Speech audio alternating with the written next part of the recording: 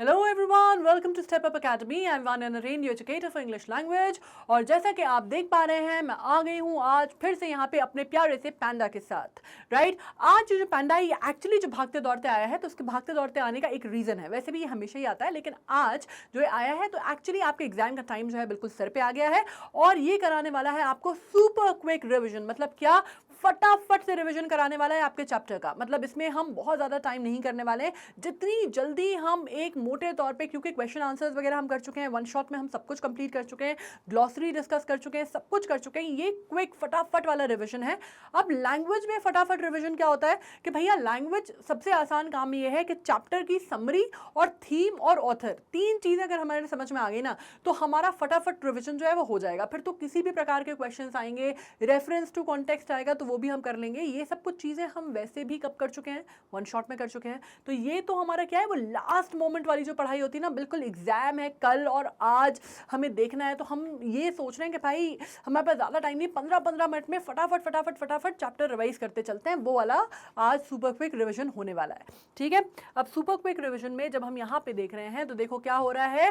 First flight का आपका जो पहला चैप्टर है, अ लेटर टू गॉड, उसके ऊपर हम बात करने वाले हैं। ठीक है, और इसमें मैं बता दूं कि बहुत ज़्यादा हम डिटेल में, जैसे मैंने कहा, नहीं जाएंगे। ठीक है, लेटर टू गॉड, इसकी समरी क्या है, किसने लिखा है और क्या थीम है, ये हम बस डिस्कस करेंगे। क्वेश्चन आंसर्स हम ऑलरेडी कर चुके हैं। अब इसमें आ जाते हैं फटाफट about the author. About the author, जैसे आपको मालूम है कि इसका नाम जो आपको ने सुना है कि जी.एल. फिंटिस का लिखा हुआ ये चैप्टर है। जी.एल. फिंटिस जॉर्जियो, आपने नाम सुना था, है ना? मैंने इनके बारे में काफ़ी सारा आपको पहले भी बताया था।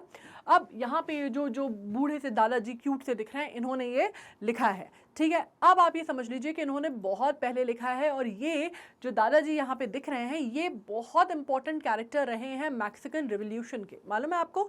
मतलब इनको कहा जाता है that he was the prime chronicler of the Mexican revolution. मतलब इतना इंपॉर्टेंट इनका, आप कह सकते हैं, एक योगदान रहा है उसको पूरे के पूरे मैक्सिकन रिवॉल्यूशन को क्रॉनिकल करने में। क्रॉनिकल मतलब उसके बारे में लिखने में और उसका इतिहास गढ़ने में, इन द सेंस कि उसके बारे में जो रिफ्लेक्शंस आए थे, जो लिटरेचर बना था, उसमें जी.एल. फिंटिस की बहुत बड़ी योग्यता या बहुत बड़ी योग्यता उन्होंने अपने उस क्षेत्र में सिद्ध की थी और बहुत बड़ा उनका योगदान रहा है। ऑलराइट, अब आपको बता दूं कि उनकी राइटिंग में एक अंडरटोन रहता था। एज अ जर्नलिस्ट उन्होंने अपना काम शुरू किया था, बाद में उन्होंने बहुत सारे काम किए एज ए राइटर, जर्नलिस्ट, बहुत सारी चीज़ों में। बाद में उन्होंने जो है वो प्रोफेसर भी बन गए थे, बाद में पढ़ाया भी करते थे, तो बहुत सारी चीज़ें मेक्सिको सिटी में, तो वो सब कुछ भी रहा। पर उनका जो रुझान आया जब वो एक्चुअली इंडियन से मिले, फार्मर्स, लेबरर्स, उस पर्टिकुलर जो एरा जिसकी हम बात कर रहे हैं मैक्सिकन रिवॉल्यूशन के, जब वो मिले तो उन चीज़ों ने उनको बहुत ज़्यादा प्रभावित किया और वो चीज़ें उनकी राइटिंग में कहीं ना कहीं रिफ्लेक्ट होती हैं। बहुत रियलिस्टिक राइटिंग रहती है, लेकिन उसके साथ साथ कहीं ना कहीं एक अंडरटोन ऑफ ह्यूमर उनकी राइटिंग में आपको दिखाई देता है और बहुत सिंपल टन सब्जेक्ट वो उठाते हैं। ठीक है, बहुत ज़्यादा कॉम्प्लेक्स सब्जेक्ट में वो बात नहीं करते। इसके अलावा जब मैं बात करती हूँ तो आप यहाँ पे देख लीजिए कि इनके बारे में जो जनरल जानकारी है, ऑफ कोर्स ये जानकारी बहुत ज़्यादा, मतलब एक मोटे तौर पे हम समझ लें, दिस इज़ इम्पोर्टेंट, राइट। अब इनका जन्म जो है वो लैंजरोते इन कैनरी आइलैंड्स में हुआ था और डेक बॉय के तौर पे ये जाया करते थे अपने पिता के साथ जब ये 10 साल के थे। मतलब एज अ फिशरमैन आप कह सकते हैं कि इन्होंने अपनी ज़िंदगी की शुरुआत की और ये कार्गो शिप्स पे काम किया करते थे कैनरी आइलैंड की। ठीक है, ट्रिनिडाड, पोर्टो रिको में। अब उसके बाद अगर आप देखते हैं तो फिर ये साउथ अमेरिका में इन्होंने काम किया, फिर फाइनली ये क्यूबा चले गए थे और वहीं पे जाके सेटल हो गए। और जैसे मैंने कहा कि वहीं पे जाके फिर इनका राइटिंग या लिटरेरी करियर जो है आप कह सकते हैं एक ब्लूम हुआ और फिर वहीं पर आप कह सकते हैं कि वो पूरी लाइफ उन्होंने उसी कोर्स के लिए, उसी चीज़ों के लिए उन्होंने लिख दी या उन्होंने वही चीज़ें जो हैं एक तरह से आप कह सकते हैं कि उन्हीं चीज़ों में उन्होंने अपनी पूरी लाइफ दे दी। और इनके बारे में एक और चीज़ बोली जाती है, अगर आपने एक बहुत फेमस किताब का नाम सुना है हेमिंगवे की, the old man and the sea, तो कहते हैं कि ये old man and the sea का जो कैरेक्टर है कहीं ना कहीं वो इनकी ज़िंदगी से बहुत मेल खाता था और ये बात इनको भी बोली गई थी। पर somehow इन्होंने वो किताब कभी नहीं पढ़ी and although he had a long life and he died at the age of 104 and though he loved to read that he didn't read it somehow, right okay. तो चलिए ये एक बेसिक जानकारी मैंने आपको दे दी। ये थोड़ा सा इंटरेस्टिंग भी होना चाहिए ना, कुछ कुछ इंटरेस्टिंग फैक्ट्स भी हमारे पास होने चाहिए, अदरवाइज बहुत ड्राई और बहुत ही डल सा जो नॉलेज होता है ना, वो कई बार हमें बहुत बोरिंग सा, एग्जाम के टाइम पे वैसे ही बहुत प्रेशर रहता है, हर चीज़ हम बड़ी सीरियस करेंगे तो लाइफ कैसे चलेगी भाई। चलिए अब थीम बता दूं मैं, अ लेटर टू गॉड। अब यहाँ पे आपको मालूम है स्टोरी जो है वो लेंचो की है, ठीक है सॉरी, लेटर टू गॉड जो है वो एक कहानी है जिसमें बहुत अटूट विश्वास की कहानी है ईश्वर पर, है ना। It's a story, a letter to God is a story of extreme faith in God. Through this story the writer G.L. Funtes has tried to depict the invincible and insurmountable faith in God. Invincible और insurmountable ये जो बड़े बड़े शब्द हैं ये बहुत important हैं, इनको कहीं ना कहीं आंसर आए तो बीच में चेप देना, ठीक है। इनविंसिबल मतलब जो कि हिल नहीं सकता, जिसको आप हिला नहीं सकते, जिसको आप डिगा नहीं सकते, उसकी बात हो रही है। और जिसको आप कोई किसी भी तरह से आप उसको जिसको आप कहते हैं ना, you can not shake that faith, उसको हम कहते हैं invincible and insurmountable faith in God of a simple poor farmer Lencho, ठीक है। और he was poor, honest and hardworking farmer.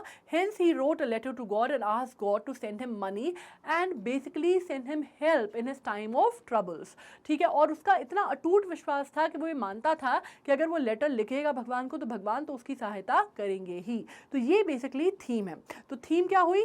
Theme है about unquestionable faith in God and invincible insurmountable faith in God and how and the innocence of the heart, right, कि किस तरह वो लिखता है। And it is also the theme ये भी है कि किस तरह से उसकी फेथ को ऑनर करते हुए जो पोस्ट ऑफिस एम्प्लॉयज़ हैं वो उसके लेटर का जवाब देते हैं और उसको पैसे भेजते हैं, लेकिन वो पैसे जितने उसने मांगे होते हैं, जितने पैसों उसने मांगे होते हैं वो उससे कम रहते हैं। तो वो कहता है कि वहाँ पे पोस्ट ऑफिस के एम्प्लॉयज़ के जरिए मुझे मत भेजना, they are all bunch of crooks. तो ये भी आपको कहीं ना कहीं थीम में समझ में आ रहा है, राइट।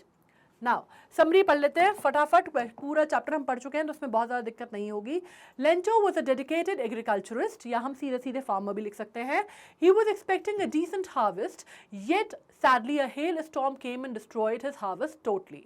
अब उसकी कौन की खेती थी आपको मालूम है ना, he was the only house जो कि हिल पे बना हुआ था, राइट। और वहाँ पे उसकी नीचे कौन की खेती थी जो कि पूरी की पूरी बरसात में हेल स्टॉर्म में आके बर्बाद हो गई थी, right. Lencho was very sad but he had a strong believe in God, the sure that God,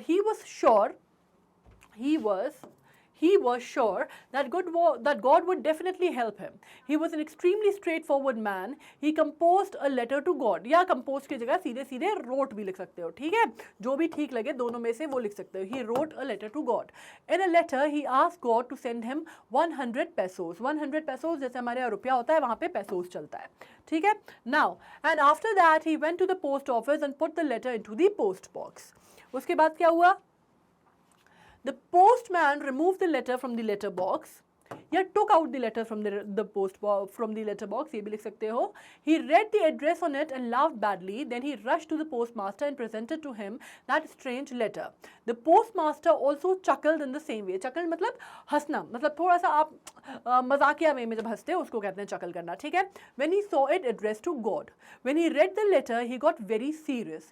He lauded this man who had extraordinary confidence in God. मतलब उसने अपलॉड किया कि भाई ऐसा भी आज के ज़माने में भी ऐसा आदमी है जिसको इतना अटूट विश्वास भगवान पर है। He decided to help him. He asked the employees of the post office to give money. He too gave a part of his salary, but they were able to collect only a little more than half the money requested by Lencho. ठीक है, जैसे 100 पैसों मांगे थे तो तकरीबन आप मान लीजिए कि 70 पैसों तक बेचारे ये इस इंतज़ाम कर पाए, ठीक है। उसके बाद क्या हुआ भाई? उसके बाद the postmaster put the money in the envelope and addressed it to Lencho. Next Sunday, Lencho came again to the post office. He asked if there was any letter for him. He was so sure कि letter आएगा, ठीक है। The postmaster took out the letter and gave it to Lencho. Lencho was not surprised at seeing the money. This is very important that he was not surprised at seeing the money. Rather, he was angry when he found that the money was lesser than what he demanded. Because उसका मानना था कि भगवान तो कम दे ही नहीं सकते, ठीक है, वो तो इन लोगों ने कुछ किया है और मेरे पैसे निकाल लिए हैं, ठीक है। तो उसका सरप्राइज ये नहीं था कि पैसे भेजे गए, पर सरप्राइज वो इस बात से था कि पैसे कम क्यों हैं। शॉक था वो इस बात से और गुस्सा भी था, इन्फ्यूरिएटेड भी था, ठीक है। But when he counted the money, he became angry. He thought that the God could not have made the mistake. He took the paper and ink and wrote another letter to God. Then he furiously posted a stamp on it and dropped it into the letter box. After Lencho had gone, अब जब वो चला गया Lencho, the post master and the employee read the letter, उन्होंने फिर से वो red letter, अब क्योंकि वो क्यूरियस भी थे ना कि भाई इसने जवाब में क्या बोला होगा, उनको लग रहा था कि ये जवाब में ऑब्वियसली थैंक यू बोलेगा भगवान को कि आपने मुझे पैसे भेजे मेरी इतनी मुसीबत की घड़ी में, थैंक यू सो मच। लेकिन हुआ क्या, लैंचो ने उल्टा क्या किया है, Lencho had complain to God that he had received only 70 pesos, कि उसने सिर्फ 70 पैसोस रिसीव किए। This time he requested God to send him the rest of the money, और इस टाइम पे उसने कहा कि जो 70 रुपए आपने मुझे भेजे हैं 70 पैसों, अब बाकी के जो 30 बचे हैं वो वापस मुझे भेज दीजिए, ठीक है। और उसने कहा लेकिन आप कहीं से भी भेजिएगा, लेकिन ये पोस्ट ऑफिस के जरिए मत भेजिएगा, but he asked God not to send the money through the mail, he wrote that the post office employees were the bunch of crooks who might have stolen the money, ठीक है। उसने कहा आपको किसी भी जरिए से आप भेजिए, लेकिन पोस्ट ऑफिस के माध्यम से मुझे मत भेजिएगा पैसे, क्योंकि ये सारे जो हैं ये पूरा का पूरा जत्था जो है वो ठगों का बैठा हुआ है पोस्ट मास्टर ऑफिस में, ठीक है। तो ये हमारी बेसिक सी एक बहुत सिंपल सी समरी थी इसकी। आई एम श्योर आपको पूरा जो चैप्टर है वो क्लियर हो गया होगा, थीम क्लियर हो गई होगी, चैप्टर समझ में आ गया होगा, ऑथर के बारे में पता है, और इसके बारे में डिटेल जो है हमारे वन शॉट में मिल जाएगा। अगर क्वेश्चन आंसर्स वगैरह या ग्लॉसरी है कहीं पे भी कंफ्यूजन है तो वो सब कुछ आपको डिटेल चैप्टर एक्सप्लेनेशन भी आपको वन शॉट में मिल जाएगा। अगर वो टाइम है तो बिल्कुल वो देख लो, नहीं है तो उससे भी काम चल जाएगा। मोटे तौर पर स्टोरी समझ में आ गई, दिस इज इंपॉर्टेंट, राइट। अब फटाफट एग्जाम आने वाला है, जल्दी जल्दी से हम काम निपटाएंगे। आपको मालूम है स्टेप अप अकेडमी अभी तक आप सब्सक्राइब कर चुके हैं, आपकी एग्जाम की पूरी तैयारी हमारे साथ होगी, आपको कोई टेंशन लेने की बात नहीं है। लाइव सेशंस में भी हमारे क्या होने वाले हैं, सैंपल पेपर्स, PYQ सब कुछ डिस्कस होने वाला है, सो जस्ट स्टे ट्यून्ड। और मेरे साथ साथ अब ये बाय बाय कर रहे हैं आपको हमारे पैंडा, ठीक है। ये आपको कहने आए हैं tata bye bye, study well, study hard and do very well in your exam. Thank you so much.